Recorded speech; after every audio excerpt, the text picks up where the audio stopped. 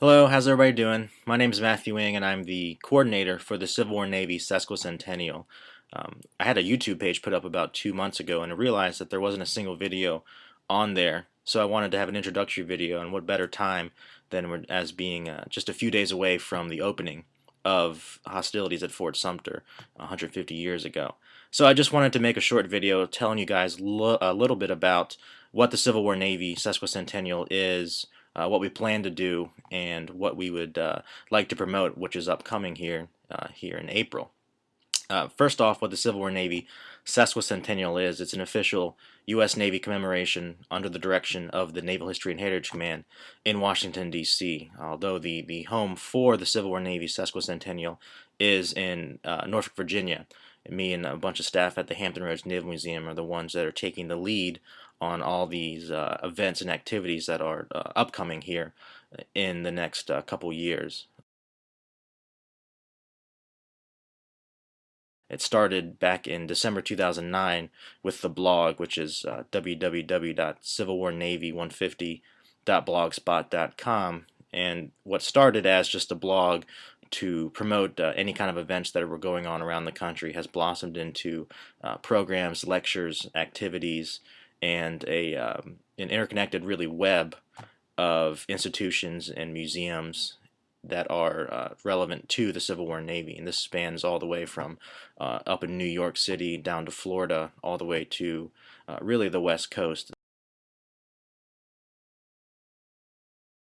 The Civil War Navy, when you look at scholarship, it's always overlooked. And I know that's kind of beating a dead horse, but really, if you look at the scope of what's been written in the last 50 years, majority of it is either written about the role of African Americans or the role of land forces. And not to discredit anything that historians have written in the past, but there's been a resurgence of Civil War Navy related material and scholarship. The two biggest really names in Civil War history going on right now. Craig Simons, who's written a bunch of books about the Civil War Navy, had published a book a couple years ago called Lincoln and His Admirals that had really changed and revolutionized the scope of Civil War Navy related material, and also really the most respected Civil War historian in America, who is James McPherson, is writing a book right now that's relevant to the role of the Union Navy and African Americans in the Civil War. So I think there's a resurgence, there's a real need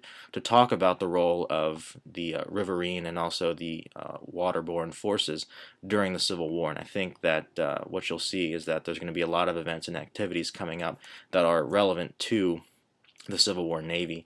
If you just look at what's going on in this next month of April, of course, there's the events in Fort Sumter, and that's going to be going on next week. And really, for the Civil War Navy and for what the Naval History and Heritage Command is representing, there's a 23 April conference, Civil War at Sea conference, in Washington, D.C. at the Navy Memorial. I'll be there giving a speech about the role of the Civil War memory, something that David Blight has written about a lot in recent years and in the past, and I'll be talking a little bit about the role of memory in the Civil War Navy in these last about decade. There'll be other historians there. Gordon Calhoun, who's our historian here at the Hampton Roads Naval Museum, will be speaking about the role of the USS Cumberland in the Civil War, which is the ship that sank in the first day of the Battle of Hampton Roads. And I think that's a really key event in U.S. Navy history. It's the worst maritime disaster in U.S. Navy history until Pearl Harbor. And I think when we talk about Civil War Navy and the memory of it, most people will overlook that fact and will focus on the role of the Monitor and the Merrimack or the Virginia in the Battle of Hampton Roads. Certainly, there'll be a lot of talk about that at the Civil War at Sea conference. There's other really respected historians. Craig Simons, as I mentioned before, will be there.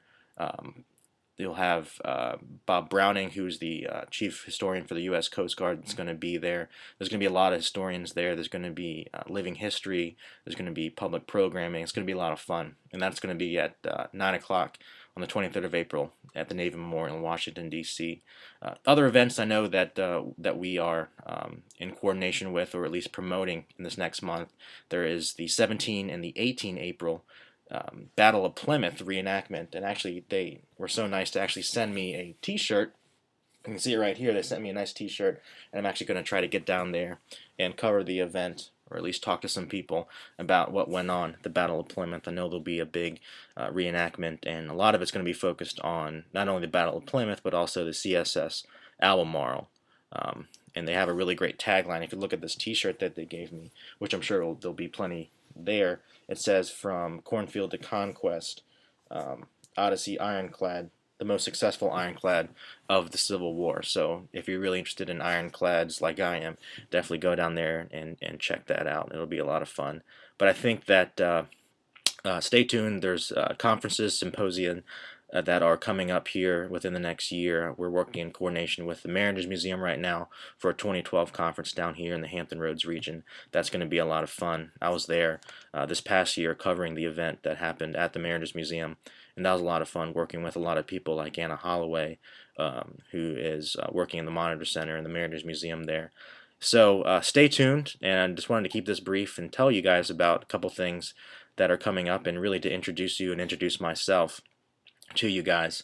And if you have any questions or have any comments about what you would like to see for the Civil War Navy, since public memory is a really big thing for me right now, just you can email me at matthew.t.eng@navy.mil, or just you can see the direct link from the Civil War Navy blog, and I've already mentioned the web address for that. So take care, full speed ahead, and hopefully I'll talk to you guys very soon.